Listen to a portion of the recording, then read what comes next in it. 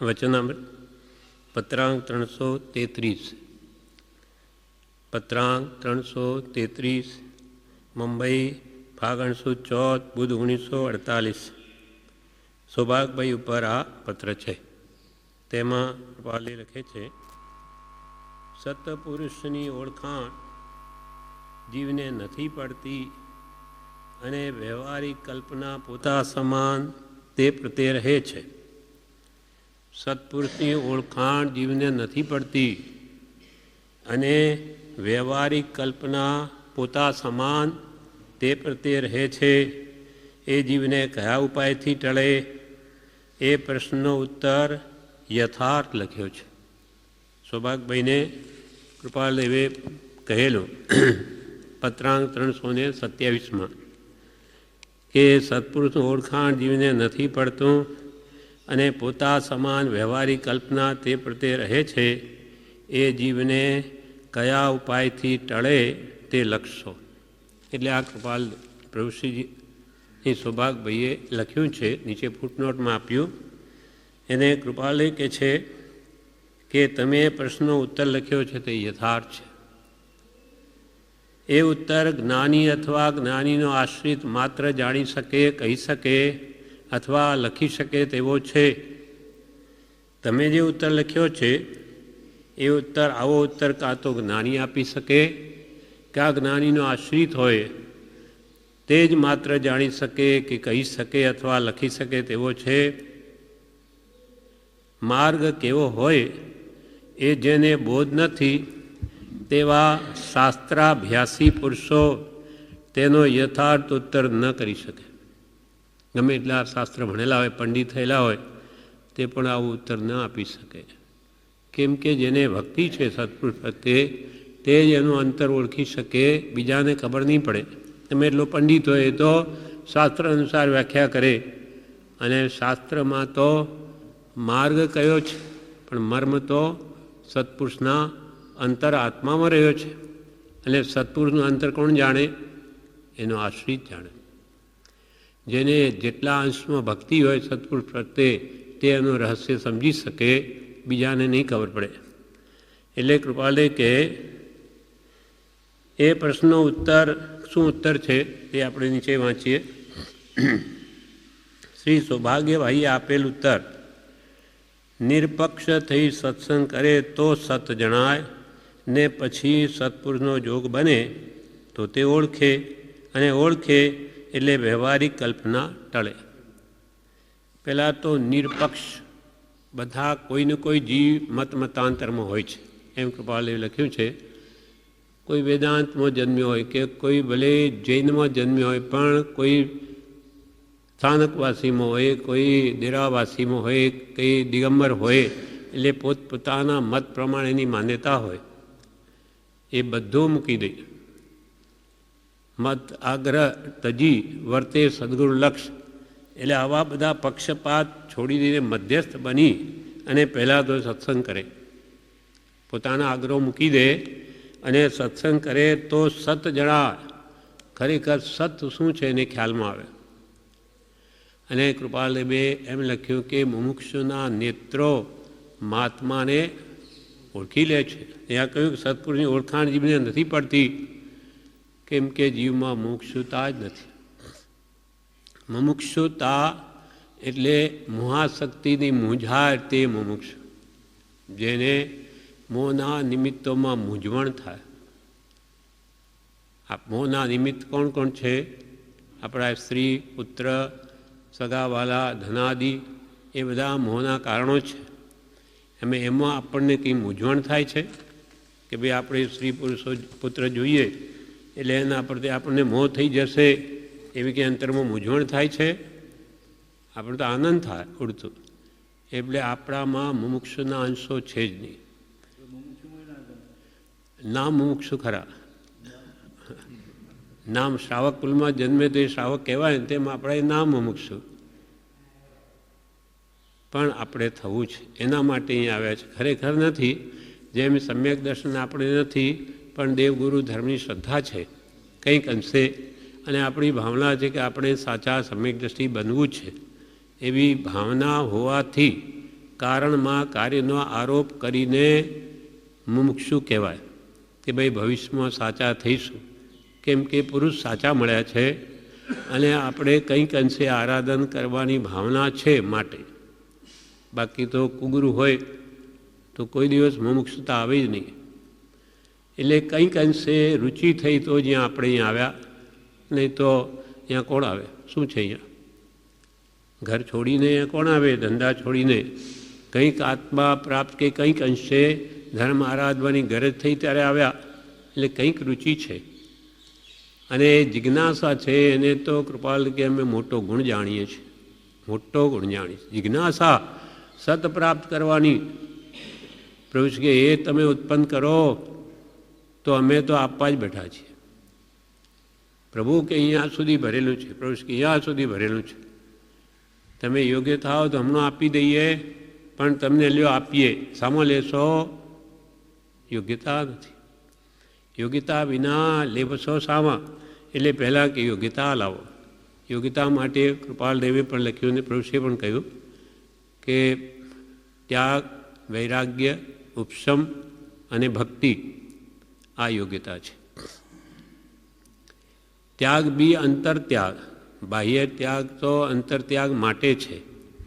અંતરત્યાગનો લક્ષ્ય ન હોય તો બાહ્ય ત્યાગ તો અનંતવાર કર્યો, અનંતવાર દીક્ષા. પણ હવે અંતરથી મારે વાસના છોડવી છે, કશાયો કાઢવા છે, એવી ભાવના સહજ જો બાહ્ય ત્યાગ હોય તો એ કાર્ય સફળ થાય. ખરેખર ત્યાગની વ્યાખ્યા તો કૃપાલદેવ શું કહ્યું? તાદાત્મ્ય અધ્યાસ નિવર્તવો, તેને શ્રીજીન ત્યાગ કહે છે. તદાત્મ અધ્યાસ એટલે એ જ હું એક મેકપણું જે થઈ ગયું છે શરીરમાં કે સ્ત્રી પુત્ર ધનાદિમાં, એ એકતા ભાવ તૂટે તેનું નામ ત્યાગ છે. બહારથી તો છોડી દે, એમાં શું છે? મુનિનો વેશ પહેરી લે, દૂધનો ઉભરો આવે તો ત્યાગી પણ દે, પણ એથી આત્માનું કલ્યાણ થતું નથી. કેમ કે બંધ મોક્ષની વ્યવસ્થા તો બાહ્ય ચેષ્ટા પર નથી. શુભાશુભ પરિણામની ધારા, કૃપાલીના શબ્દો.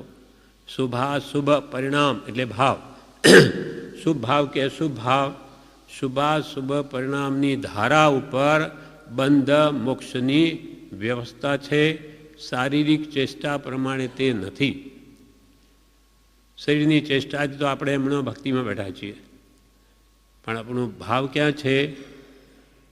કંઈ બહાર હોય, ઘરમાં કે દુકાનમાં કે બીજે, તો તે પ્રમાણે બંધ પડશે. ભક્તિમાં આવીને બેઠા એટલે આપણું કલ્યાણ થાય એવું નથી. અહીંયા મન, વચન, કાયાને રોકીએ તો જરૂર થાય.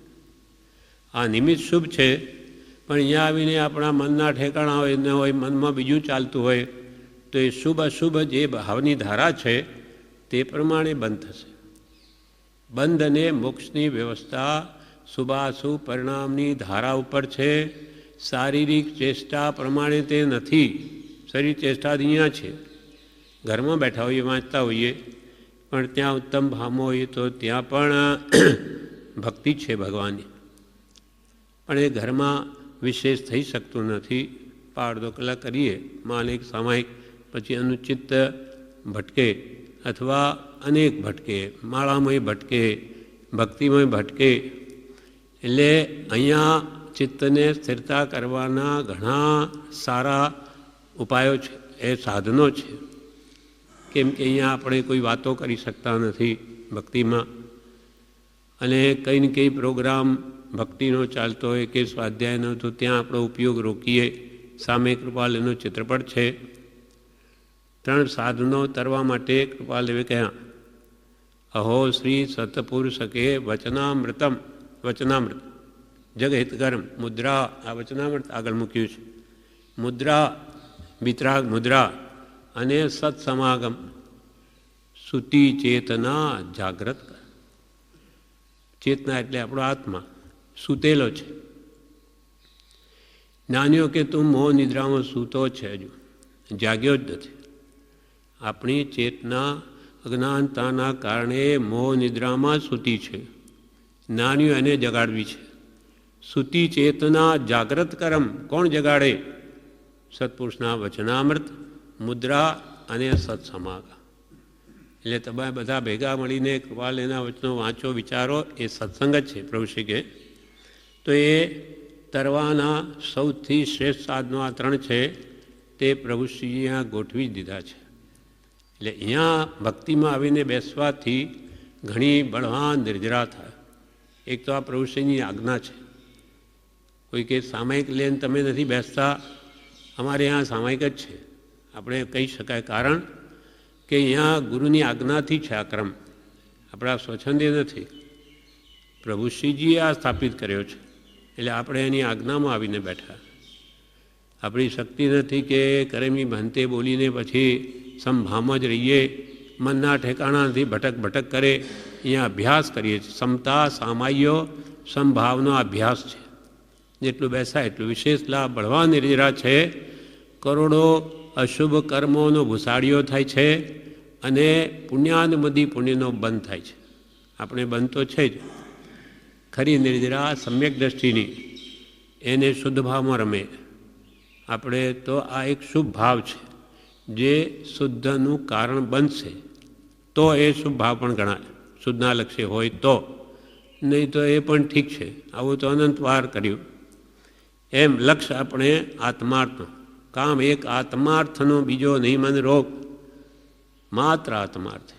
પ્રભુશ્રી કે માત્ર મને જન્મથી છૂટવા માટે જ, બીજું કોઈ પ્રયોજન નથી. એ લક્ષ્ય થશે તો કે એનું જરૂર કાર્યસિદ્ધિ થશે. તો મુમુક્ષુતા આપણામાં કેમ આવે? તો કે ઉત્તમ ત્યાગ. ખરો ત્યાગ તો અસંગપણું છે સંપૂર્ણ, એ આપણે કરી શકતા નથી. કેમ કે 12 કસાય ગયા વગર તો એ યોગ્યતા આવે નહીં. 3 ચોકડી અનંતાનુબંધી, ક્રોધમાન, માયાલોભ, એ જાય ત્યાર તો સમ્યક દ્રષ્ટિ થાય. પછી અપ્રત્યાખ્યાનાવણી, ક્રોધમાન માયાલોભ જાય ત્યારે જ્ઞાન, આત્મજ્ઞાન સહિત શ્રાવકના વ્રત આવે. તે જ ખરા વ્રત કહેવાય. પછી આગળ વધતા પ્રત્યાખ્યાનાવણી કસાય પણ જાય. આ એક એકથી અનંત ગણા ઓછા છે. અનંતાનું તો અનંત સંસાર વધારે એવા છે. તો પ્રત્યાખ્યાના વર્ણીય આવરણ કરે છે આપણા પચખાણ ઉપર, વ્રતો લેવા નથી દેતા. એ પણ જાય ત્યારે મુનિવ્રત આવે. એટલે 3 ચોકડી એટલે 12 કસાય જાય ત્યારે એ મુનિવ્રતને યોગ્ય થાય છે.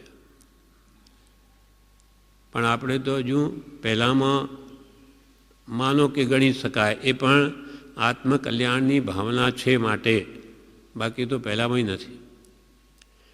પહેલું મિથ્યાત્વ ગુણ સ્થાનક.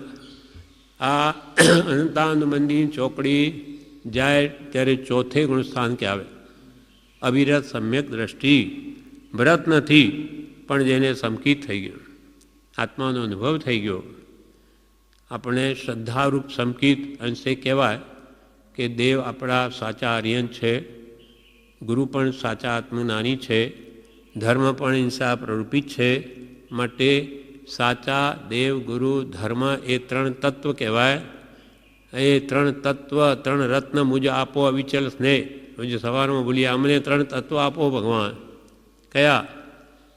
મારા ગુરુ 18 દૂષણ રહિત, એ જ મારા દેવ હોય. ગમે તેવા દેવી દેવતાને આજે માને બધા, એ નહીં. એ તો બધા આપણા જેવા છે, સંસારી છે. એ આપણને શું આપવાના? અને મારા ગુરુ તો નિર્ગ્રંથ, જેની મિથ્યાત્વની ગ્રંથિ નષ્ટ થઈ, નાશ પામી ગઈ, એ જ મારા ગુરુ. તો પ્રભુશ્રી આપણને આ શોધી આપ્યા. કૃપાલદેવ આપણા ગુરુ છે, દેવ આપણા અરિયન છે, ધર્મ આપણો કેવલી પ્રરૂપિત. કેવળ જ્ઞાનથી જોઈને જે નિરૂપણ કર્યું, જગતના સર્વ પદાર્થોને જોઈને તે સિદ્ધાંત સંપૂર્ણ સત્ય જ હોય. કેવલી ભગવાનનો નિર્ણય કોઈ કાળે અસત્ય નહીં હોય. કેમ? તો કે જગતના સર્વ પદાર્થોને, સર્વ દ્રવ્યોને, એના અનંતા ગુણોને અને એના અનંત પર્યાયોને, સર્વને જોઈને જે નિર્ણય કર્યો છે, ત્રિકાલિક, ભૂત, ભવિષ્ય, વર્તમાન, બધું જ જે જાણે. માટે એમનો કહેલો નિર્ણય ત્રિકાળમાં નહીં ફળે. અનંતા તીર્થંકરો પણ કેવળનાથી જોઈને નિર્ણય કરે, માટે અનંતા તીર્થંકરોના અભિપ્રાયમાં કોઈ કાળે ફેર નહીં આવે. આપણા જેવા અજ્ઞાનીઓ નિર્ણય કરે એ તો આજે કંઈ કે કાલે બીજી વાત કરીએ કે ભાઈ નહીં આ મારી ભૂલ થઈ ગઈ, આમ હતું. આપણી તો કલ્પનાના આધારે આપણે નિર્ણય કરીએ. એટલે આ જે ત્રણ તત્વ, ત્રણ રત્ન તો સમ્યક દર્શન, સમ્યક જ્ઞાન, સમ્યક ચારિત્ર, એ મને આપો અને મને ત્રણ તત્વ આપો. મારા દેવ તો ભવો ભવમાં અરિયંત જ હોજો. આપણે દેવવંદનમાં ખાસ બોલીએ છીએ છેલ્લી ગાથામાં. મારા દેવ કોણ? દેવેશુ દેવોસ્તુ નિરંજનો મેં. જગતમાં દેવ તો ઘણા છે, મારો દેવ કયા? મારા દેવેશુ દેવોસ્તુ, સર્વ દેવોમાં મારા દેવ તો નિરંજનો મેં. મેં એટલે મારા. મારા તો નિરંજન પરમાત્મા એ જ મારા દેવ છે. નિરંજન આંખમાં આજીએ છે પેલો કાજળ. નિરંજન એટલે કર્મરૂપી કાલીમાં જેનામાં છે જ નહીં. અનંતાંશ પણ જેને કર્મરૂપી કાલીમાં જેના હૃદયમાં નથી એવા અરિહંત ભગવાન નિરંજન પરમાત્મા એ મારા દેવ છે. દેવેશુ દેવોસ્તુ નિરંજનો મેં. નિરંજનો, નિરંજન પરમાત્મા તે મેં એટલે મારા દેવ છે. અને મારા ગુરુ કોણ? ગુરુર ગુરુ સ્વસ્તુ દમી શમી મેં. ગુરુ એ જગતમાં ઘણા, સેંકડો ગુરુ છે, હજારો. મારા ગુરુ કોણ? તો કે ગુરુર ગુરુ, ગુરુઓમાંય ગુરુ. મારા ગુરુ તો ગુરુર ગુરુ સ્વસ્તુ એટલે છે. સ્વસ્તુ છે કોણ? ગુરુર ગુરુ સ્વસ્તુ દમી શમી મેં. દમી જેને ઇન્દ્રિયોનું દમન કરી લીધું અને કષાયોને સમાવી દીધા. દમી ને સમી એટલે પાંચ એના વિષયોનું જેને દમન કરી લીધું વિષય, અને કષાયોનું શમન કરી દીધું, એટલે કે અનંતાનંદમંતી તો કષાય જેના ગયા. આવા નિર્ગ્રંથ મિથ્યાત્વની ગ્રંથિ જેની ગળી ગઈ એ મારા ગુરુ છે. એટલે કે આત્મજ્ઞાની મારા ગુરુ છે, બીજા કોઈ ગુરુ મારા નહીં. બાહ્ય ત્યાગ હોય કે ન હોય, કિંમત અંતર ત્યાગની છે. ચાંદીનો રૂપિયો હોય, કૃપાલે લખ્યું છે કે એના ઉપર છાપ ન હોય રૂપિયાની તો એની કિંમત જાય નહીં, ચાંદીનો જ. અને કથીરનો રૂપિયો હોય એની ઉપર છાપ મારેલી હોય તો એની કિંમત થાય નહીં. બાય વેશ હોય મુનિનો, છાપ છે પણ અંદર ખાલી છે, કથીરનો રૂપિયો છે તો એની કોઈ કિંમત નથી. અને ભલે ને બહાર વેશ નથી પણ અંતરંગ આત્મદશા જો અદ્ભુત વર્તે છે તો એની કિંમત જાય નહીં. અંતરંગી મુનિવરો, બહાર તો દેહાધીન વર્તન છે. ભરત ચક્રવર્તી જેવા ઠેઠ ઘરમાં કેવળનાન મેળવી લીધું, કુર્માપુત્ર કેવલી પણ ઘરમાં હતા, તો આ તો કેવી દશા છે એમની. કેમ નહીં થાય? બધું જ થઈ શકે. આપણામાં નથી એટલે આપણને લાગે કે એવું કેમ બને? બધું જ છે. એટલે આ પુરુષને કોઈ નહીં ઓળખી શકે. નાની નાની ઓળખાણ જો સુલભ હોત તો નિર્વાણ પણ સુલભ હોત. સત્પુરુષની ઓળખાણ આસાનીથી આરામથી થઈ જાય તો પછી મોક્ષ પણ સુલભ હોત. મોટાભાગે જ્ઞાનીનું વર્તન ઉદયાધીન હોય, એમને કોઈ કર્તૃત્વ બુદ્ધિ હોતી નથી. હું કરતા પરભાવનો એમ જેમ જેમ જીવ જાણે તેમ તેમ અજ્ઞાની પડે બહુલ કર્મને ઘાણે. કૃપાલને કોઈ કરતા ભાવ નથી, જે ઉદયમાં આવે તે પ્રમાણે વર્તે છે. શા માટે? એ બાંધેલા કર્મોથી નિવર્તવા માટે. એથી છૂટી જવું છે હવે એમણે, નવા બાંધવા નથી. એટલે એ સમયની કોઈ વિકલ્પ છે જ નહીં. જે આવે તે, જે થાય તે યોગ્ય જ માનવામાં આવે. કોઈ કે એટલો બધો વૈરાગ હોય તો પછી લગ્ન શા માટે કર્યા? તો પછી ભગવાન તીર્થંકરોને વૈરાગ ઓછો હતો? શા માટે ઘર માંડે? ઋષભદેવ ભગવાન અને આટલા 100 પુત્રો હતા, 83 લાખ પૂર્વ ઘરમાં જ રહ્યા. શા માટે રહ્યા? શું એમને મોહ હતો? પૂર્વકર્મ. નિકાચિત અમુક કર્મ એવા હોય છે એ ખપાવ્યા વગર એ આગળ વધી ન શકે. અને એ કહે છે કે અમારે તો આગળ જવું છે, અમારે તો આ બધું પતાવવું છે, અહીંયા દેણદારી પૂરી કરવી છે.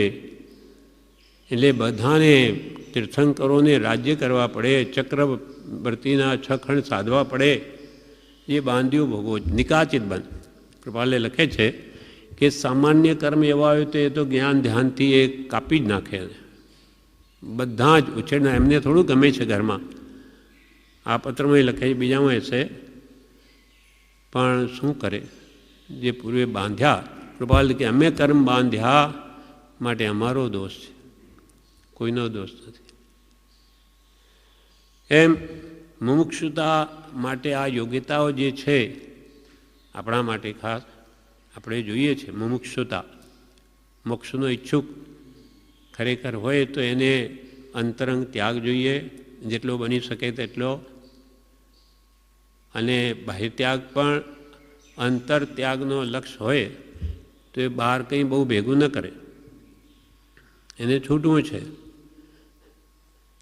એટલે એની બહારથી પણ ત્યાગ ભાવના હોય જ. બહારથી બધું ભેગું કરતો જ જતો હોય ને કે ભાઈ આપણે અંતરથી તો આપણી કંઈ ઈચ્છા નથી, આ તો ખાલી ઉદય છે અમારો, તો એ મિથ્યા છે.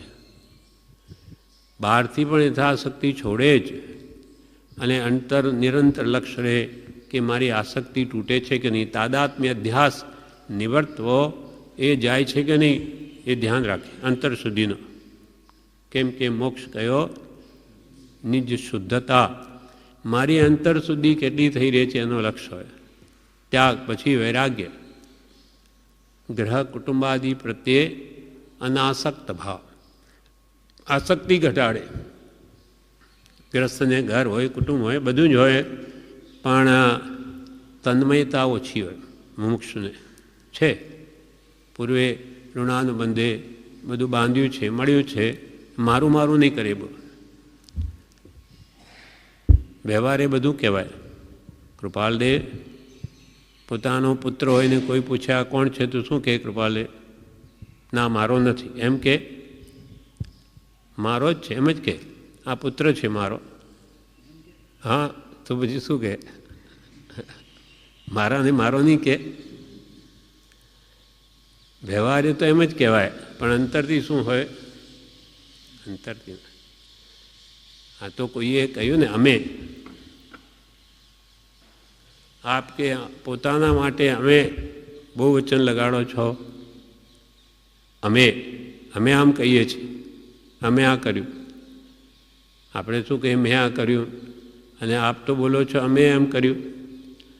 તો કે આ વચન પણ અમે ઉપયોગપૂર્વક બોલીએ છીએ. અમે, હું નહીં. અંતરમાં કેટલી બધી જાગૃતિ છે કે અમારું આ બોલવું પણ ઉપયોગપૂર્વક છે. તો પછી આ પુત્ર મારો, મારો કોનો? 510મા પત્રમાં કૃપાલદેવે કેટલું સ્પષ્ટ લખી દીધું. કોઈને વિશે પુત્રપણું ભાવી કે કોઈને વિશે પિતાપણું ભાવી આ જીવે માઠું કર્યામાં મણા રાખી નથી, કોઈ માપ નથી રાખ્યું મારું મારું કરીને. છતાં કોઈ પિતા પુત્ર થયા એમ દીઠું નથી અને સંભવતું પણ નથી. કેમ કે અનુત્પન્ન એવો જીવ તેને પુત્રપણે ગણવો કે ગણાવવાનું ચિત્ત રહેવું એ સૌ જીવની મૂઢતા છે. મૂઢ કયો? એ તું કોણ જન્મ આપનારો? આ તો અનાદિ અજન્મા છે. એટલે જ્ઞાનીઓના હૃદયમાં તો પુત્ર પ્રત્યે મારાપણાનો શું ભાવ હોય? એમને તો એમના શરીર પ્રત્યે નથી. કૃપાલદે આ શરીર કોનો? તો એમ જ કહે મારું, એમ જ કહે ના મારું નહીં, એમ થોડું કહે. પણ અંતરમાં શું ભાવ છે? કોનું મારું? એ તો પૂતગલનું છે. જોકે કૃપાલની તો અંતરાત્મદશા એટલી બધી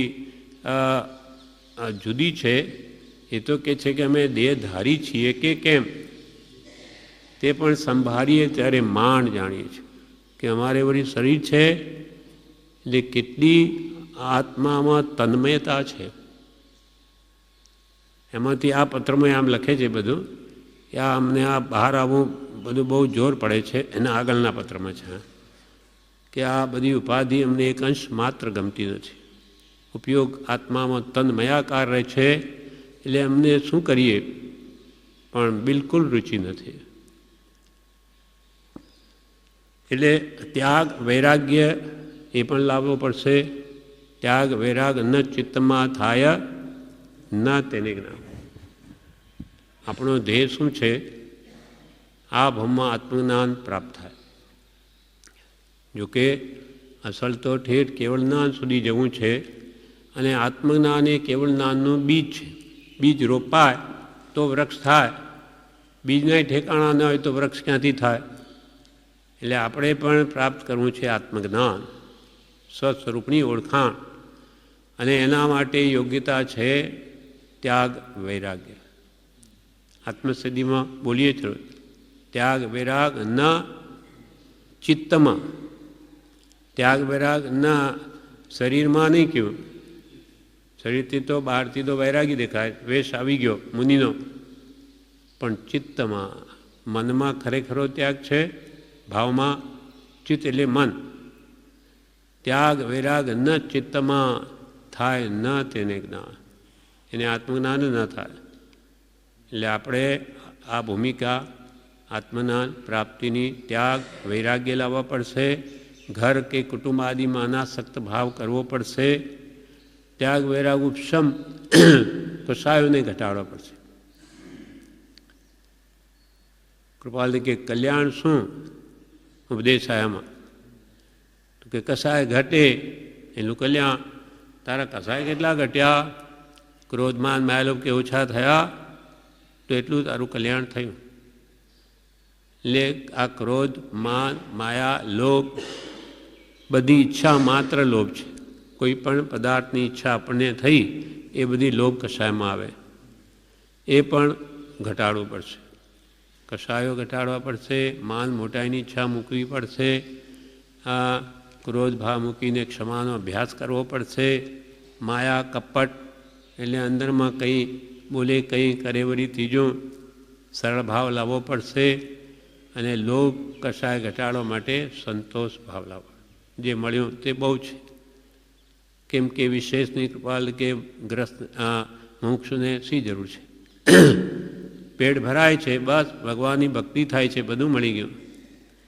એમ આ કષાયો ઘટશે કે ત્યાગ વૈરાગ ઉપશમ.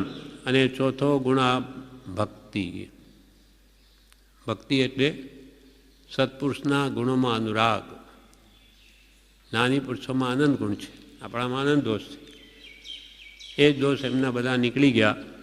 હવે ગુણો પ્રત્યે સાચો અંતરનો પ્રેમ ભક્તિ ઉગે તો આપણામાં ગુણો આવે. અંદર જ છે. દોષ જાય ગુણો આવે એટલે ગુણ પ્રાપ્તિની જિજ્ઞાસા, ગુણ પ્રમોદ, એ ચારેય વસ્તુઓ આપણામાં આવશે ત્યારે આત્મજ્ઞાન કે સત્પુરુષને ઓળખવાની ખરી યોગ્યતા આવશે.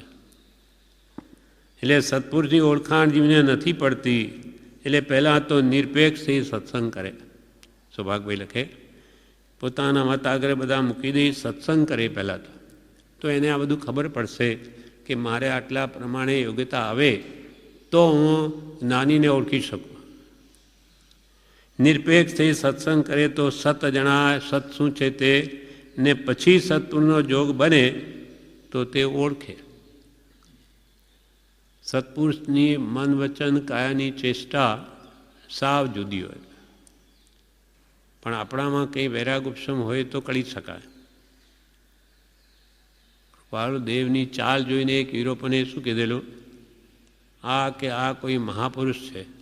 ચાલ જોઈને વિચાર મગ્ન અને ધીમે ધીમે ડગલા ભરતા હશે તો મુમુક્ષુતા કંઈક બી અંશે આપણામાં વૈરાગ ઉપશમ હોય તો જ આવા પુરુષની ઓળખાણ થાય. પ્રભુ છે તો કહી દીધું તમારા ભાર નથી કે તમે સત્પુરુષને ઓળખી શકો. એટલે અમે કહીએ એમ કરો. પ્રભુશ્રી શું કે અમે કહીએ એમ કરો, તમે નહીં ઓળખી શકો. અનંતવાર ભૂલા પડ્યા છો અને વળી ડાપણ કરીને ઓળખવા જશો તો ભૂલા પડશો. એટલે એ કૃપાલદેવ મેં શોધી કાઢ્યા.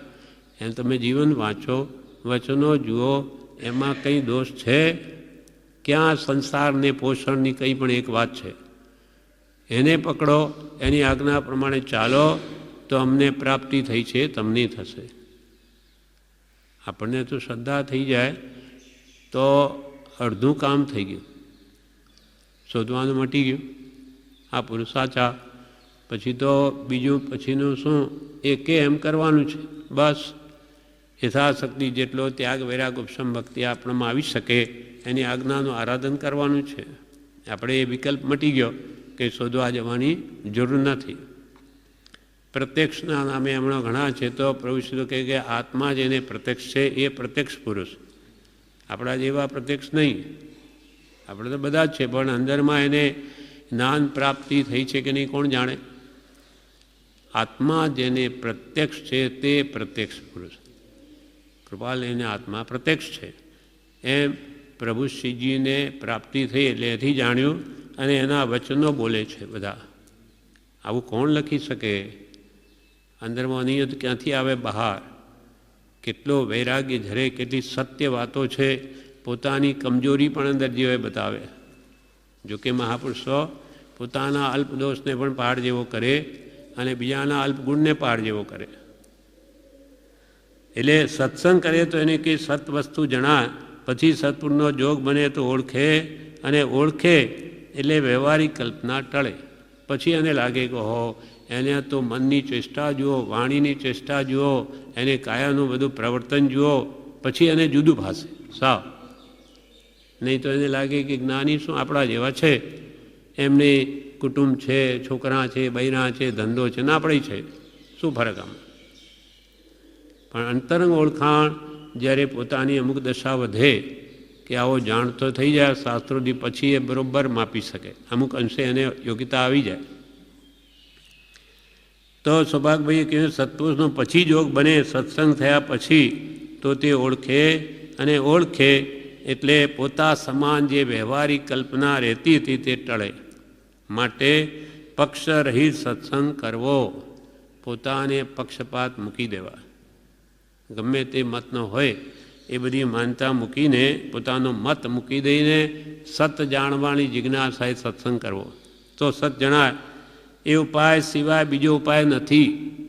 સૌભાગભાઈ લખે સત્સંગ સિવાય બીજો કોઈ ઉપાય નથી.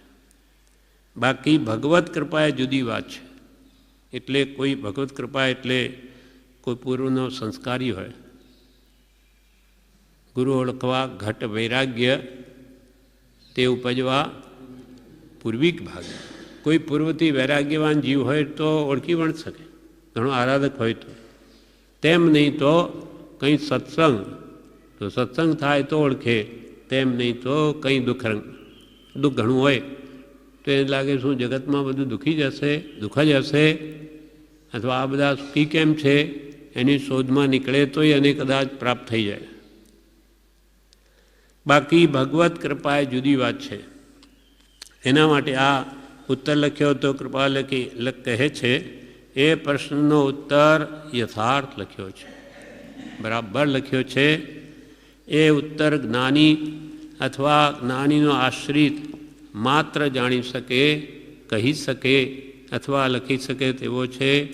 માર્ગ કેવો હોય એ જેને બોધ નથી, મોક્ષ માર્ગ કેવો હોય એ જેને સમજ નથી, તેવા શાસ્ત્રાભ્યાસી પુરુષો, શાસ્ત્ર ઘણા વાંચ્યા હોય પણ એ એમાં જ અટવાઈ જાય. આ શાસ્ત્રો એમ કહ્યું, આમાં આમ કહ્યું, એ સત વસ્તુ એમાં શાસ્ત્રોમાંથી શોધીને કાઢવી એ આસાન નથી. આ તો કૃપાલદેવ જેવાએ બધું આપણને ઇઝી કરી આપ્યું, સરળ. બાકી શાસ્ત્રોમાંથી આત્મકલ્યાણનો માર્ગ શોધવો અતિ દુષ્કર છે. એટલે કૃપાલદેવે કહ્યું કે માર્ગ કયો છે પણ મર્મ નથી કયો. હા, અજબ ગજબ વાત થઈ ગઈ છે. આ કાળમાં એવું હોય નહીં, છતાં આપણા પુણ્ય ઉદય, એમનો જન્મ થયો જે કહો તે, અને એમનો ઉદય, આપણો પુણ્યનો ઉદય. હા, નહીં તો ક્યાંથી મળે? આપણા માટે તો આ કલિયુગમાં 10 આશ્ચર્ય થયા છે, 10 અછેરા, જે કોઈ દિવસ થાય નહીં.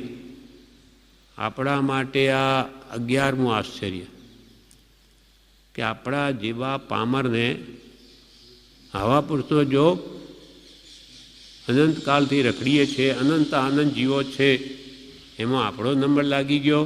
અને તે પાછા કલિયુગમાં ઊંડા અવસરપણી કાળમાં વિતરાગ માર્ગો આવા સાચા ગુરુનો જોગ, એટલે બિલકુલ પુણ્ય તો પરાકાષ્ઠા થઈ ગઈ છે. હવે પુણ્ય હદ થઈ ગઈ પુણ્યની.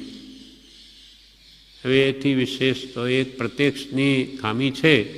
એ હવે આપણો એટલો ઉદય જ્યારે હતા ત્યારે આપણે નહીં કરી શક્યા, મળ્યા નહીં. પણ હવે જે વચનો છે, મુદ્રા છે, બધું જ એનું એ જ છે. હવે પણ પુરુષાર્થ ઉપાડે તો હજુ કામ થઈ શકે. નહીં તો આ બધી સામગ્રી અનંત અનંત કેટલા કાળના બધા પુણ્ય ભેગા થયા હશે ત્યારે જ આ જોગ મળ્યો છે. હા, બસ જમવાની હવે બસ હવે ભૂખ લાગે એમ કરવું છે. જિજ્ઞાસા અંદરથી આવે તો બધું તૈયાર છે. સાચી વાત છે. આવો સત્સંગનું ધામ તે કૃપાલના સમયમાં નહોતું. કૃપાલે શું લખે, તેવું સ્થાન ક્યાં છે, ક્યાં કે જ્યાં જઈને રહીએ એવું સ્થાન ક્યાં છે? એવું સ્થાન ક્યાંય નથી. બ્રહ્મચારીજીએ લખ્યું છે, આખી યાત્રા કરી આવ્યા દક્ષિણમાં, પછી બૌદ્ધમાં કહે છે બધે ફરી આવ્યા, આશ્રમ જેવું ક્યાંય નથી, બધે ખાવા પીવાની વાતો. શું હોય, આપણે તીર્થોમાં જઈએ શું કરીએ? ભલે પાલિતણા જ્યારે તે વખતે ભગવાન તીર્થંકરો હતા કે જ્ઞાનીઓ હતા ત્યારની વાત અદ્ભુત છે. પણ આજે કોણ છે ત્યાં? મંદિરમાં જઈએ ત્યારે ઠીક સારા ભાવ કરીએ, દર્શન કર્યા, પછી ધર્મશાળામાં આવીએ ત્યારે ખાવા પીવાની જ વાતો. ચાલો શું ખાઈએ, ક્યાં ફરીએ, ક્યાં જઈએ, જવું શું, ક્યાં જઈએ? આ જીવતું જાગતું તીર્થ છે. બ્રહ્મચારીજી એમ કહે, તીર્થમાં શા માટે જઈએ? કૃપાલદેવે કારણો લખ્યા છે કે એક કારણ તો આ તીર્થયાત્રાનું ઉચ્છૃંગી એમ કહ્યું. શા માટે? એ મહાવીરના બોધને પાત્ર કોણ? એમાં એક કલમ આ છે કે તીર્થાદી પ્રવાસનું ઉચ્છૃંગી તીર્થ શા માટે કરવા છે? કે ત્યાં કોઈ મહાપુરુષનો યોગ થઈ જાય. કેમ કે આવા તીર્થસ્થાનોમાં મહાપુરુષો વિચરતા હોય અને આપણને યોગ થઈ જાય તો આપણું કામ થઈ જાય. એક આ કારણ છે. બીજું કારણ કે ઘરની પ્રપંચમાંથી છૂટીએ. ઘરમાં શું હોય, વ્યવહાર વેપાર એટલું બધું મન કલુષિત હોય, એટલે ત્યાં જઈએ તો મન ખાલી હોય તો કંઈક બોધ અંદર ઉતરે. 2 વાર. ત્રીજું, આખો દાડો લોભ કશાયમાં પડ્યા હોઈએ, પૈસા ભેગા કરવા કે વ્યવહાર હોય, એથી પણ ત્યાં જઈએ એટલે છૂટ્યા. એટલે 2 પૈસા કંઈ ધર્મના નામે ઉત્તમ કામમાં ખર્ચી શકાય. આ 3 કારણો ખાસ બતાવ્યા તીર્થરા. હવે એ 3 કારણો અહીંયા છે. હજી 2 સત્પુરુષના દર્શન ક્યાંય છે નહીં, પણ આ કંઈ આ સત્પુરુષની આજ્ઞા છે થી આ સત્સંગની આજે રોજની 10 કલાકની ભક્તિ આખા વિશ્વમાં નથી, ક્યાંય નથી. અને એ પણ સત્પુરુષની આજ્ઞાથી, આપણી કલ્પનાય નહીં. આવી અદ્ભુત વસ્તુ તો આખા દુનિયામાં નથી. કૃપાલદેવ તો એમ કે છે, ચોથા આરામય સત્સંગનો યોગ દુર્લભ છે. તો આપણને આ સત્પુરુષો તો વિચારતા હોય, કોઈ એક ઠેકાણે બેસી ના રહે. આ તો પ્રભુશ્રીને પગમાં વાહ આવ્યો, તેના કારણે આ મુમુક્ષુએ કહ્યું નહીં, આ સ્થિરતા થઈ છે. બાકી તો મહાત્મા તો વિહાર જ કરતા હોય. એટલે આ જોગ બધું યોગાનુયોગ એવો બની ગયો છે કે આ ધામી બની ગયો. અને આવા સાચા પુરુષ મળી ગયા. એમને પણ આપણે એકલા હોય તો નહીં ઓળખી શકત. વચનામૃત કબાટમાં જ રહેત. આ તો પુરુષી જેવા મુનિ, એટલે વેશ ખરો અને પાછું જ્ઞાન દશા, એટલી બધી અદ્ભુત ભક્તિનો અવતાર હતા પુરુષ. ને ભક્તિ કરે કે આમ ભલભલા એમાં રંગાઈ જાય. આવી રીતે રંગ્યા છે. વૈષ્ણવોને જૈન બનાવી દીધા. સાચા માર્ગે વાળી દીધા, એટલે એમણે બહાર લાવ્યા છે. કૃપાલદેવને અસલ બહાર લાવનાર પ્રભુ શ્રીજી. હા, તો હવે બધા જાણે અમે કરીએ છીએ કરીને બહાર તો કોણ ઓળખતો હતો? પહેલાં પ્રભુશ્રીએ ઓળખ્યા છે. પ્રભુશ્રીજી પછી બ્રહ્મચારીજીને અહીંયા રાખ્યા. બ્રહ્મચારીઓ 14, એમાંથી આ બહુ વિદ્વાન, એટલે એમને પણ હજારોને કૃપાલદેવના માર્ગમાં વાળ્યા છે. આખો સુરત જિલ્લો બ્રહ્મચારીજીથી અહીંયા આવેલો છે. એમ કૃપાળુદેવનું શાસન કે એમનો જે સતમાર્ગ પ્રવૃત્તિના બહાર લાવવામાં પ્રભુશ્રીજી બ્રહ્મચારી છે. અને એ બેના આધારે જો કૃપાળદેવને સમજવામાં આવશે તો જ સાચી ઓળખાણ થશે. નહીં તો પ્રત્યક્ષના નામે જે ઓળખાણ કરાવતો હશે એ જ નાની થઈ બેસશે. અને ભક્તો પણ જાણે કે અમે આપ બતાવ્યું, અમે તો જાણતા નહોતા, એમ કહીને જ વળગી પડશે. જેમ પ્રભુશ્રી કહે ને, પ્રભુ પોંખનારીને પરણી બેઠો, નૂરભાઈ પીરભાઈ ગમે તેને જ્ઞાની માની બેઠો. નાની તો છે તે છે, અમને માનવા હોય તો માનો, નહીં તો અમે આજે છેલ્લું કહી દઈએ છીએ. પૂજા ભક્તિ કરવા લાયક એક કૃપાળુદેવ. એમ કરીને બધાને ત્યાં ઊભા રાખ્યા. હા, કે ઉપકારનો ઉપકાર નહીં ઓળવો, ભલે અમને તમને આ માર્ગ બતાવ્યો, અમારો ઉપકાર નહીં ઓળવશો, પણ પૂજા ભક્તિ કરવા લાયક એક કૃપાળુદેવ. ગુરુભાવ ગૌણ ન કરવો, કૃપાળદેવ પ્રત્યે આ ભાવ રાખો. એમ બે જણાએ આખી જિંદગી આ જ કર્યું છે. એટલે આ સતમાર્ગ એટલો પ્રફુલ્લિત થયો છે. એટલે અહીંયા કહે છે, માર્ગ કેવો હોય એ જેને બોધ નથી, સાચો મોક્ષ માર્ગ કેવો જે જાણતો જ નથી, તેવા શાસ્ત્રાભ્યાસી પુરુષો તેનો યથાર્થ ઉત્તર ન કરી શકે. નાની પુરુષ, આજે અમે પૂછાવ્યું કે નાની પુરુષને કોણ ઓળખી શકે, એ શાસ્ત્રાભ્યાસી આપી નહીં શકે. એ તો કંઈ જુદું જ બતાવશે કે ભાઈ આટલા ગુણો હોય એમાં એ ત્યારે મુનિ કહેવાય. બાય વેશ હોય, અંતર ત્યાગ તો કોણે જોયો? વેશ પહેલાં બતાવશે. વેશ હોય તો જ્ઞાની, નહીં હોય તો ક્યાંયથી, કેમ કે એને કંઈ અનુભવ નથી, એ તો શાસ્ત્રના આધારે બોલે છે. તો શાસ્ત્રાભ્યાસી પુરુષો તેનો યથાર્થ ઉત્તર ન કરી શકે, તે પણ યથાર્થ જ છે. એને ખબર જ નથી, તો શાસ્ત્રાભ્યાસી પણ કૃપાલદેવ કે એ પણ કહે છે એ પણ યથાર્થ છે. ખબર જ નથી તો અવર કહા સે લાય. શુદ્ધતા વિચારે ધ્યાવે, એ પદ વિશે હવે પછી લખીશું. શુદ્ધતા વિચારે ધ્યાવે, શુદ્ધતામાં કેલી કરે, શુદ્ધતામાં સ્થિર વહે, અમૃત ધારા વરસે. આ પદ વિશે કૃપાલદેવ કે પછી લખીશું. શુદ્ધતા, આત્માની જે શુદ્ધતા છે, કૃપાળુદેવ એટલે શુદ્ધ ચૈતન્ય સ્વામી. આત્માની શુદ્ધતાના નાથ છે, સ્વામી છે, જેને પ્રાપ્તિ છે. એવી શુદ્ધતાનો વિચાર પણ કરે, વિચારે ધ્યાવે એનું ધ્યાન કરે, શુદ્ધતામાં કેલી કરે, એમાં રમણતા કરે. શુદ્ધતા વિચારે ધ્યાવે, શુદ્ધતામાં કેલી કરે, શુદ્ધતામાં સ્થિર વહે. નાની પુરુષ અમૃત ધારા વરસે. કૃપાલદેવ જ્યારે દુકાન ઉપર, જ્ઞાનીઓ તો અમુક સમયે પાછા આત્મ ધ્યાનમાં લીન થઈ જાય, પાછી જાગૃતિ લેવા ધ્યાનમાં બેઠા. અમૃત રસ પી રહ્યા છે ને તેમાં પેલો કે છે દુકાનનો માણસ, આ કાગળનો શું લેવો છે કે નહીં, નમૂનો બતાવો. અરે એના કરતાં આ ડોકું કાપી નાખ્યું હોત ને તો દુઃખ નહીં થાય. એ અમૃત ધારા તૂટી ગઈ.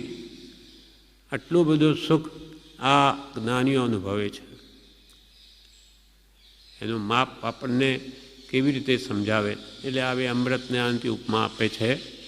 બાકી એમ કહ્યું કે જગતના સર્વ જીવો, આત્માનું શુદ્ધ ભાવનું સુખ કેવું, તો કે જગતના સર્વ જીવો ને નું ઇન્દ્રિય સુખ ભેગું કરો. સુખ દુઃખ નહીં, બધા જીવો જેટલું ઇન્દ્રિય સુખ અનુભવે એ બધું જ ભેગું કરો એક ઠેકાણે. પછી એને અનંતે ગુણો, એનો અનંત ગણું કરો અને એક ત્રાજવામાં મૂકો એક બાજુ. ને એક બાજુ જ્ઞાનીના શુદ્ધ આત્મ સ્વભાવનું મોક્ષ સુખ કહો, જ્ઞાની એ જ અનુભવે. એક સમયનું મૂકો તો પણ કે છે બધા કરતો એ વધી જશે. હવે કેવું સુખ હશે? એની કોઈ ઉપમા જગતમાં છે જ નહીં. એ તો અનુભવ ગોચર માત્ર રહ્યું તે જ્ઞાન. અનુભવે તે જ જાણે. સાકરનો સ્વાદ જે સાકર મોઢામાં મૂકે તે જ જાણે, બીજાને ખબર નહીં પડે. એનું કંઈ વર્ણન કરી ન શકાય. એટલે મોક્ષ તો જેને અનુભવી મોક્ષ સુખ શુદ્ધતાનું તે જ જાણે છે. પછી કહે છે અંબારામજીના પુસ્તક વિશે આપે વિશેષ વાંચન કરી જે અભિપ્રાય લખ્યો તે વિશે હવે પછી વાતચીતમાં વિશેષ જણાવાય તેમ છે. અંબારામજી કોઈ સંત પુરુષ છે, એના પુસ્તક વિશે સૌભાગભાઈએ વાંચન કર્યું છે વધારે. એટલે કૃપાલ લઈને લખે છે, અભિપ્રાય લખે કે આ પુરુષ કોઈ મહાત્મા હતા કે શું.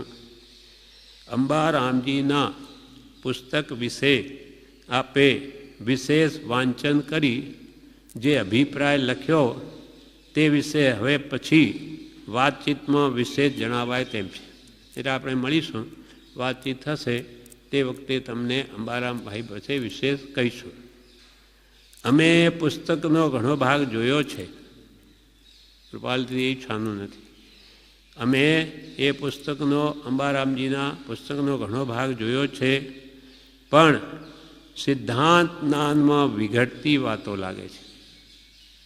વેદાંત છે, વેદાંતિઓના સિદ્ધાંત જયંતિ નહીં મળે. સિદ્ધાંતમાં અનેક જુદી વાતો છે, સિદ્ધાંત મળતો નથી આવતો. એટલે પ્રભુશ્રી શું કે 3 વાતો કે જીવનમાં હોય તો કામ થઈ જાય.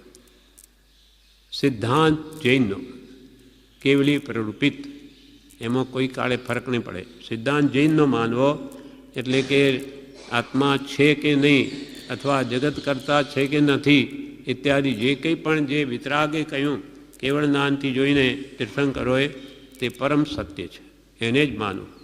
સિદ્ધાંત જૈનનો. અને ભક્તિ વૈષ્ણવની. મીરાબાઈ, નરસિંહ મહેતા આખા જગતને ભૂલી જાય, જગત છે જ નહીં એમ માનીને એટલા તન્મય થઈ જાય ભગવાનની ભક્તિમાં, ગુણોમાં, જગત ભૂલાઈ જાય ક્યાં છે. એવી તન્મયાકાર ભક્તિ ભગવાન પ્રત્યે હોવી જોઈએ.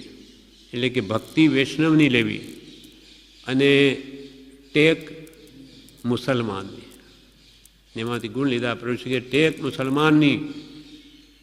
એમને નમાઝનો સમય થઈ ગયો, ગમે ત્યાં હોય તરત જ કપડું પાથરીને ઈશ્વરને અલ્લાહને યાદ કરે, એની જે રીત હોય તે. એમ આપણે પણ સમય થઈ ગયો. અહીંયા ભક્તિનો ક્રમ તો એવો જ છે, 2 વાગે એટલે બેલ વાગે જ. કોઈ આવો કે નહીં આવો, 9 વાગે ઘંટ પડે જ, સવારના 4 વાગે વાગે જ. એટલે એક જણે એમ કહેલું કે અહીંયા તો આખો દિવસ આ ઘંટ પાછળ પડ્યો છે કે થોડોક ટાઈમ પાછો ટણ વાગ્યા જ કરે. ત્યારે એના જવાબમાં કહ્યું કે ભાઈ જુઓ, અહીંયા ભક્તિનો ઘંટ વાગે, જ્યારે બહારના તીર્થોમાં કોનો ઘંટ વાગે? ખાવાનો. ત્યાં ભક્તિનો ઘંટ છે જ નહીં, ભક્તિ છે જ નહીં. એટલે જમવા આવો બસ, જમવાના ઘંટ વાગે, અહીંયા ભક્તિનો ઘંટ વાગે. અહીંયા તો ભક્તિનું જ મહાત્મ્ય છે. અને આ તો એક આશ્ચર્યકારક બિના છે કે આ 90 વર્ષથી આવી સમયસર એક્ઝેક્ટ ભક્તિ ચાલવી, આ એક અચેરા જેવું છે. નહીં તો ક્યાં છે? અને એ એક ધારું ચાલવું, આ બધું કૃપાલયનો આ સતમાર્ગ છે, માર્ગ સાચો છે. આ બીજાના તો જ્ઞાની ગુરુ હોય ને એ જ્યારે જાય પાછળ બધો ઝઘડા પડી જાય ને બધું ખંખેરાઈ જાય. એવા કહેવાતા જ્ઞાનીઓમાં થયું છે, નામ નથી લેવું, પણ આવા બધા સ્થાનો સ્થાપે પણ એ જાય એટલે ત્યાં પછી બધો ઝઘડા પડી જાય, કોઈ એને સમાધાન કરનાર હોય નહીં. જ્યારે અહીંયા એક ધારું જે આજે પ્રભુશ્રીને ગયા નહીં કે બ્રહ્મચારીને ગયા નહીં, આ 56 વર્ષ થયા કે 58 વર્ષ થવા આવ્યા, છતાં એક ધારું ચાલે છે. કેમ કે આ સત છે. સતમાર્ગ માટે ચાલે, અસત હોય તો નહીં ચાલે. કોણ છે અહીંયા ઉપરી? આજે કોઈ નથી. આજ્ઞા છે, આ ભક્તિનો ક્રમ છે, આ આની શોભા છે આશ્રમની. જે કંઈ એની જે બ્યુટી કહો કે આનું મહાત્મ્ય કહો, આ ભક્તિનો ક્રમ જ છે. એ તો મકાનો તો બીજે હોય, એમાં શું છે, સોસાયટીઓ મોટી હોય તો, પણ આ વિશેષતા આ છે અને એ જળવાઈ રહી છે અને એ આપણે જાળવવી જ છે આપણા માટે. આમાં જો કોઈ આડુંવડું થાય, વિક્ષેપ થાય, એ યોગ્ય નથી. જેમ કે કાલે આ બધા કહેવું પડ્યું એમને, બહારને અવાજ કરે બૈરાઓ, એ સમજવું જોઈએ. આપણે આ સ્થાન જુદું છે, આ બીજા તીર્થો જેવું નથી. અને અહીંયા આપણે બહાર ગયા એટલે તરત જ વાતો કરવા મંડી પડીએ. કંઈક તો સંયમ રાખો. શાસ્ત્રોમાં કહ્યું છે કે બૈરાઓ બહુ બોલ કરે, પણ અહીંયા નહીં. અહીંયા થોડી ગમ રાખવી અને પગથિયાં નીચે ઉતરો ત્યાં સુધી સંયમ જોઈએ. પછી આપણે શું સમજ્યા? એટલે મન, વચન ને કાયા, એ ત્રણેયથી આપણે કર્મ બાંધીએ છીએ. તો જેટલો વાણીનો વેપાર ઓછો થાય તેટલું શ્રેયરૂપ છે હંમેશાને માટે. અને તીર્થસ્થાનોમાં તો ત્રણેય યોગનો સંયમ બહુ જ જરૂરી છે. કેમ કે અહીંયા આપણે પાપ છોડવા આવ્યા છે. મહાપુરુષો શું કે ગાથા છે, અન્ય ક્ષેત્રે કૃતમ પાપમ તીર્થક્ષેત્રે વિનશ્યતિ, તીર્થક્ષેત્રે કૃતમ પાપમ વજ્રલેપો ભવિષ્યતિ. અહીંયા આપણે કર્મ છોડવા આવ્યા અને અહીંયા જ આપણે, એ પણ સભા મંડપ, આ મંદિર જ છે. આ ગેલેરી છે એ પણ મંદિરનો જ ભાગ છે. આમ તો કમ્પાઉન્ડ એ પણ મંદિરનો જ ભાગ છે. આમાં પણ આપણે બેઠા જો વાતો કરતા હોઈએ તો એ યોગ્ય નથી કરતા. આપણે આપણો સમય બગાડીએ છીએ, બીજાને બગાડીએ. અહીંયા તો ભક્તિ સાંભળો. શરીર અશક્ત હોય તો નીચે બેઠા હોય તો એ સાંભળવામાં ઉપયોગ લગાડો. નહીં તો આપણે ધર્મ કરવા આવ્યા છીએ અને ઉડતી ધાડ પડે એટલે આપણે જાણીએ કે કર્મ છોડીએ પણ ઉડતા વધારે બાંધીને જઈએ. વધારે બાંધવા નથી આવ્યા આપણે. એ વાત આપણને સમજવી જોઈએ અને આવા દોષો આપણામાં નહીં આવવા જોઈએ. થોડોક મૌનનો સંયમ કરવો જ જોઈએ. અને આ કેટલા સુધી, પહેલાં એવું નહોતું, એ ધીમે ધીમે આવી શિથિલતા આવે છે એટલે આ કહેવું પડે છે. નહીં તો કોણ કે? આપણા જ બધા માથાના મુકુટ છે બધા મુમુક્ષો તો. પણ આવી વાત નહીં ચેતાવવામાં આવે તો પછી શું થાય? અહીંયા પછી સામાન્ય થઈ જાય સાવ. આમાં શું કે બધા તીર્થોમાં તો છે એવી પોલો બધી ચાલે, અહીંયા નહીં. બીજા પ્રતિક્રમણમાં ત્યાં જુઓ તો એટલી બધી વાતો ને ધમાલ હોય કે શું આ પ્રતિક્રમણ કહેવાય? અને અંદર ચઢાવા બોલાતા હોય પ્રતિક્રમણ, કલાકો તો એમાં કાઢી નાખે અને ગમે તેમ વાતો કરે. આ ઉડતા ત્યાં કર્મ છોડવા આવ્યા. પ્રતિ એટલે પાછા, કર્મ એટલે હટવું, પાપથી પાછા હટવા માટે ત્યાં આવ્યા અને ત્યાં જ પાછા પાપના પોટલા બાંધીને જાય. ખબર જ નથી બિચારાને. પણ આપણે અહીંયા આવું નહીં થવા દેવાની આપણા બધાની ઈચ્છા છે. એટલે બધાને સહકાર આપવાનો છે કે નહીં, આપણે આવું નથી કરવું. અને ધારીએ તો બધું થઈ શકે. એટલે કૃપાલજીએ પુસ્તકનો ભાગ પણ ઘણો જોયો છે, પણ સિદ્ધાંત જ્ઞાનમાં વિઘટતી વાતો લાગે છે. એટલે વિઘટતી એટલે વિશેષપણે જુદી વાતો છે. અને તેમ જ છે, ખરેખર કે એમ જ છે. તથાપિ તે પુરુષની દશા સારી છે. કૃપાલજી શું કે એમને આ પુસ્તક લઈ કે એમાં સિદ્ધાંતમાં ઘણો ભેદ આવે એ યોગ્ય નથી, પણ તે પુરુષની દશા સારી છે અંબારામજીની. માર્ગાનુસારી જેવી છે. માર્ગાનુસારી જેમ નરસિંહ મહેતા કે મીરાબાઈ માર્ગાનુસારી કહેવાય, તેમ એ માર્ગને અનુસરનારી એમની યોગ્યતા છે. સાચા જ્ઞાની મળે તો કામ કાઢી નાખે, પણ એટલી માર્ગાનુસારી જેવી છે એમ તો કહીએ છીએ. એમ તો અમને લાગે છે. જેને સિદ્ધાંતિક અથવા યથાર્થ જ્ઞાન અમે માન્યું છે તે અતિ સૂક્ષ્મ છે, પણ તે થાય તેવું જ્ઞાન છે. સિદ્ધાંતિક જ્ઞાન જે તીર્થંકરોએ ઉપદેશ્યું અતિ સૂક્ષ્મ છે. સૂક્ષ્મમાં સૂક્ષ્મ જે કેવળ જ્ઞાનથી દેખાય. હવે એક સોયની અણી ઉપર કંદમૂલમાં અનંત જીવો દેખાય તો શું, આપણે તો મનાય પણ નહીં. આવું કંઈ હોય કંઈ? 100ની અણીમાં એક જીવ હોય, એક જીવ પણ કેટલી મરે, એમાં કે અનંત જીવો છે. તો એટલું સૂક્ષ્મ જે જ્ઞાન છે, જેને સિદ્ધાંતિક અથવા યથાર્થ જ્ઞાન અમે માન્યું છે. કૃપાલે બધા ધર્મોનું જોયું છે. પછી આ નિર્ણય કહીને કહ્યું કે જે કેવળી પ્રરૂપિત જે જ્ઞાન છે એ સંપૂર્ણ સત્ય છે. અમારા વતી મહાવીરને નિશંક માનજો, અમારા વતી, પણ આ પુરુષની આસાધના કરશો નહીં, નહીં તો તમે કર્મથી બંધાઈ જશો. આ પુરુષ સાચા પુરુષ છે, સંપૂર્ણ પુરુષ છે, એને જે માર્ગ બોધ્યો છે તે યથાર્થ છે. જેને સિદ્ધાંતિક અથવા યથાર્થ જ્ઞાન છે એમ અમે માન્યું છે તે અતિ સૂક્ષ્મ છે, પણ તે થાય તેવું જ્ઞાન છે. ભલે કેવળ જ્ઞાનથી અતિ સૂક્ષ્મ એમણે જોયું તે આપણને પણ થાય એવું છે. એમ નથી કે ભાઈ ભગવાને જોયું આપણને નહીં થાય, એવું નથી. પણ તે થાય તેવું જ્ઞાન છે. વિશેષ હવે પછી લખીશું. કારણ ચિત્તે કયું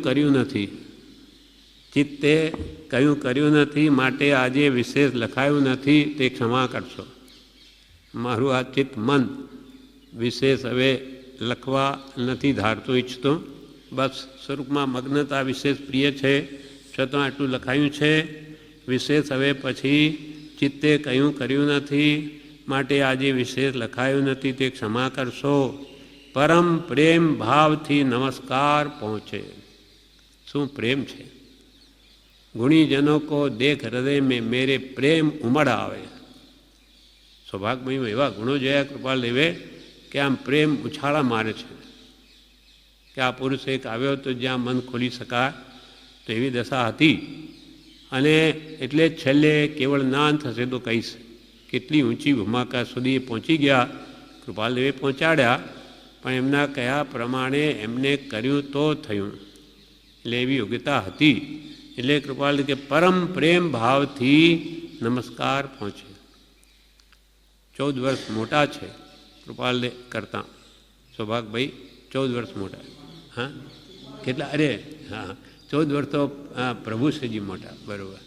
44 વર્ષ મોટા.